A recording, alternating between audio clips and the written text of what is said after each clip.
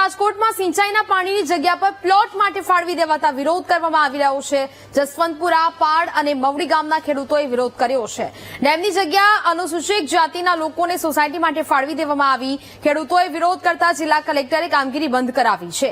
1972માં પ્રસ્તાવિત જગ્યા પર ડેમ તૈયાર કરવામાં આવ્યો હતો। તો રાજકોટના 3 ગામના ખેડૂતોએ આ પ્રકારે વિરોધ કર્યો છે।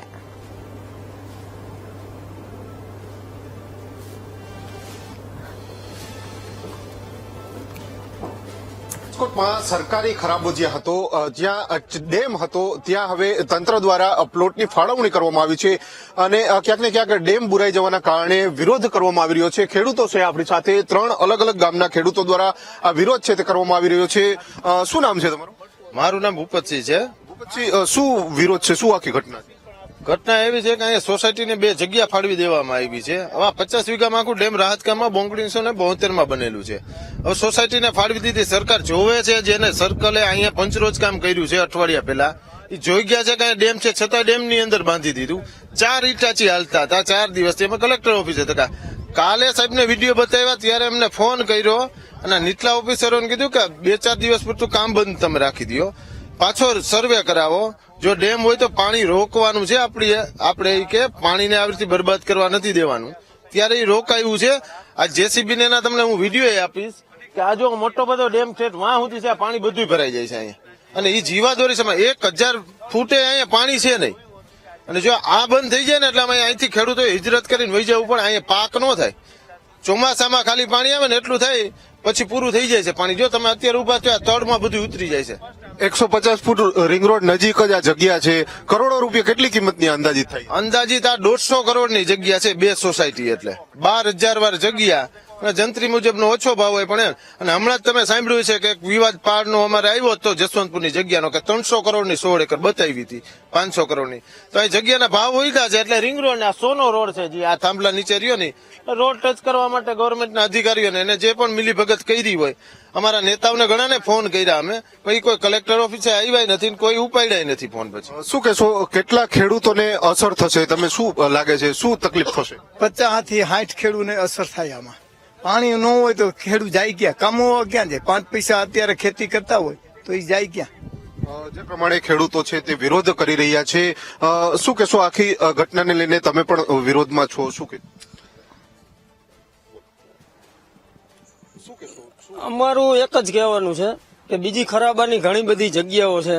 મોદી સાહેબનું સપનું છે કે જે તળાવમાંથી પાણી વહેણ થઈ જતું હોય તો એને રોકવું જોઈએ, અને એ જગ્યાએ આપણે આ પાણીને તંત્ર, એક તો અમને સૌની યોજનાનું, મારા મધર સરપંચ છે ગ્રામ પંચાયત જસવંતપુર, અમે તંત્રને 75 વર્ષથી અમારું જે ગામ છે ને એ સમરસ ચૂંટાતું આવે છે। હવે આ રીતે આવા રાહત દરમિયાન થયેલા આવા ડેમને એની અંદર કબજાને એ બારોબાર સોંપી દે, સરપંચને, મંત્રીને કોઈ પણ જાતની ખબર હોતી નથી, 135D ની નોટિસ પણ આવતી નથી, અને આમનામ આ બફાટ કરી અને તંત્ર આ અંધારી નગરીને ગંડુ રાજા એના જેવી સ્થિતિ છે। હવે મોદી સાહેબનું સપનું છે એની વાત કરીએ તો કે ભાઈ આપણે જે આ ડેમ રહ્યા, ખેત તળાવી બનાવી અને પાણીનો સોર્સ રહ્યો એને અટકાવવો જોઈએ, મતલબ કે વહીને દરિયામાં ન જવા દેવું જોઈએ। એની જગ્યાએ આમાં ઘણા બધા પશુ પક્ષીઓ, પ્રાણીઓ, ખેડૂતો, એ બધાનું આમાં અમારું હિત સમાયેલું છે, એટલે બીજી ઘણી જગ્યાએ છે ત્યાં ફાળવી શકે।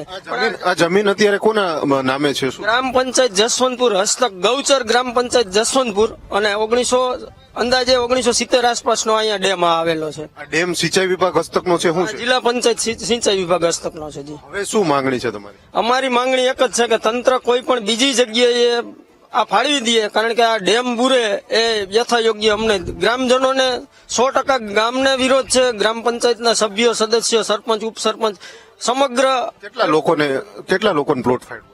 અત્યારે 160 એવું કાગળ ઉપર એવું છે કે 160 આસામીઓને આમાંથી પ્લોટ ફાળવણી કરેલી છે। દાદા, તમે શું કહેશો, કેટલી અસર થશે તમારી ખેતીને? જો આ પાણી ન રોકાય તો તળ એક તો આપણા નીચા વયા જ ગયા છે, જો પાણી ન રોકાય તો તળ ઈથી નીચે જવાના છે। જો પાણી રોકાય તો અમારા આજુબાજુના 60-70 આ વાડી ને બધું છે તો એના તળ ઊંચા રહે છે, જો આવી રીતે બુરી દે તો પાણી રોકાય નહીં ને વયું જશે. જે પ્રમાણે ખેડૂતો છે અને ગ્રામજનો છે તે માંગણી કરી રહ્યા છે કે 150 જેટલા લોકોને અહીંયા પ્લોટની ફાળવણી કરવામાં આવી છે. સિંચાઈ હસ્તકનું અહીંયા તળાવ છે, સરકારી ગોચરની જગ્યા છે, છતાં પણ તંત્ર દ્વારા ક્યાંક ને ક્યાંક આ પ્લોટની ફાળવણી કરવામાં આવી છે, જેના કારણે ગ્રામજનો દ્વારા વિરોધ કરવામાં આવી રહ્યો છે.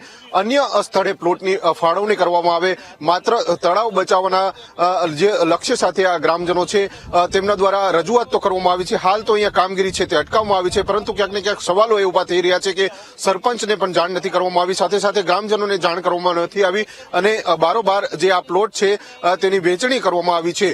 તેને લઈને હવે તંત્રની કામગીરી ઉપર પણ હાલ અનેક સવાલો છે તે હાલ ઉભા થઈ રહ્યા છે. કેમેરામેન જોફાઈ જુનેદ સાથે ભાવચંદ્રવા, BTV ન્યૂઝ, રાજકોટ.